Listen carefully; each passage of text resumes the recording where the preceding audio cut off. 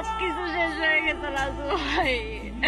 এখন এই সমাজের চোখে আমি কলঙ্কিনী হয়ে গেছি। এই সমাজ আমাদের বাঁচতে দেব না রাজু ভাই। চুনকালি দেওয়ার পর অঙ্গ ভাইয়া আর এক মুহূর্ত না, এখন তুই আমার বাড়ি থেকে বাইরেবি। বাইরে হও। চুপ থাকেন সবাই, একটা কথা কইবেন না কেউ, খবরদার কইতেছি।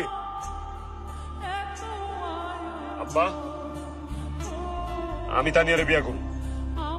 তুই এগুলা কি কইতাছস রাজু? এটা কেমনে সম্ভব?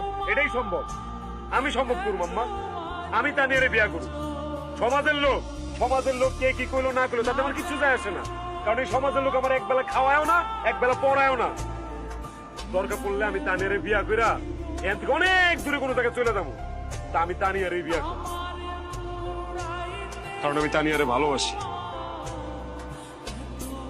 এটাই আমার ফাইনাল কথা। নাও।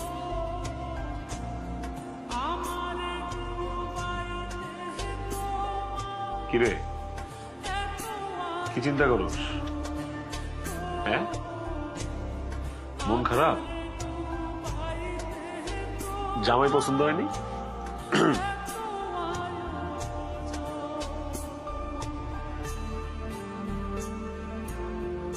তুমি আমার যে উপকার করছো,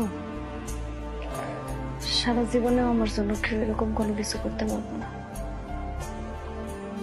ছোটবেলায় বাপ মা মরে গেছে,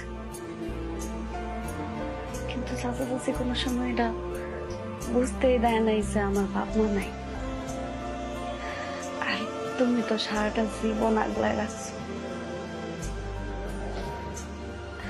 শেষ পর্যন্ত আমার ইজ্জত বাঁচায়া আমার বিয়া কইরা সারা জীবনের জন্য ঋণী করে দিস। তোমার এই ঋণ আমি যদি আমার শরীরের চামড়া দিয়ে তোমার জোতা বানাই দিই, তাও শোধ হবো না।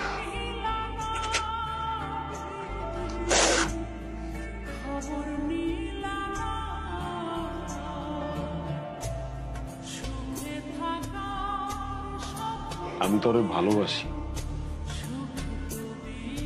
এটার পরে না আর কোনো কথা থাকে না।